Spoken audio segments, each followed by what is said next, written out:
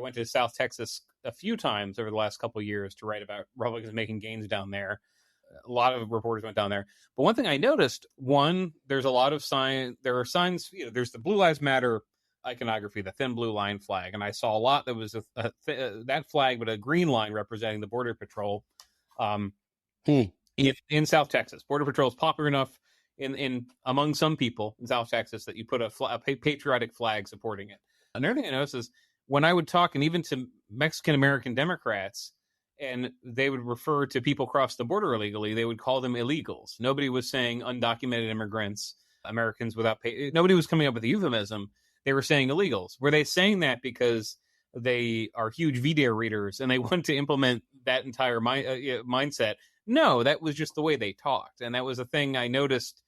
That's a recent example. But often I would say, people are just talking in a different way here that does not sound like the newsprint that I'm writing. And it certainly would happen in academia. That does not sound like the academic talk I'm hearing.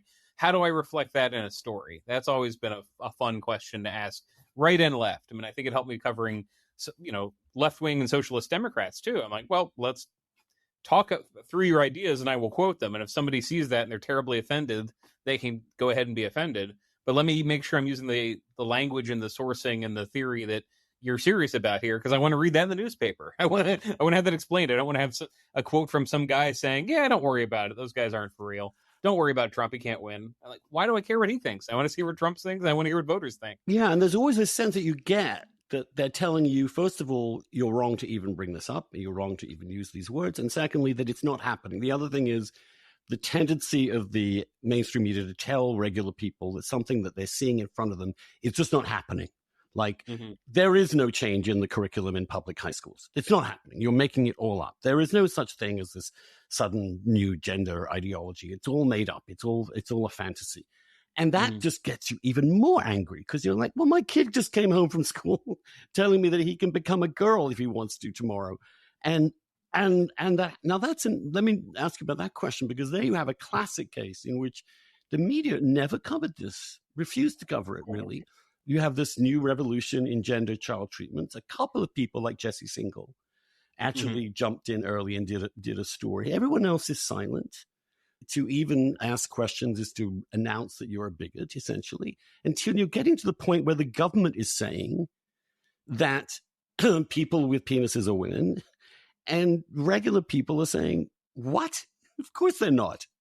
And there's just this huge discrepancy between what the current elite narrative is and what actually how people are grappling with it on the ground. And they haven't had the time to talk it through or to ask questions in an open-minded way to even come to an understanding of what's going on. That's another topic where I found frustration from readers and people who look at the news because they wonder where the new terminology came from. And I half joke. I have a focus group of friends I grew up with. I mentioned I'm from Delaware.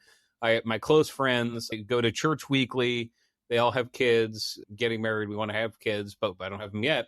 And they do not pay a ton of attention to politics, but they vote. And there were certain topics where I could tell this hit them in a way that I was not hearing reflected.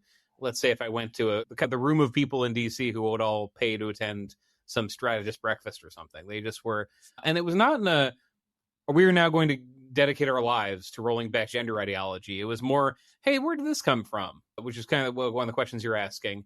And that's one of the toughest of these. When I write about gender identity, gender self-ID in law, any of the laws coming out or proposals coming from a campaign, any proposal coming from a campaign or a law coming from a state, I try to understand it. I have talked to the ACLU, I talked to GLAAD, HRC. I talk to the groups that are pushing in one direction, and I try to include transgender voices too. I think every story I've written at Semaphore in that zone, I have.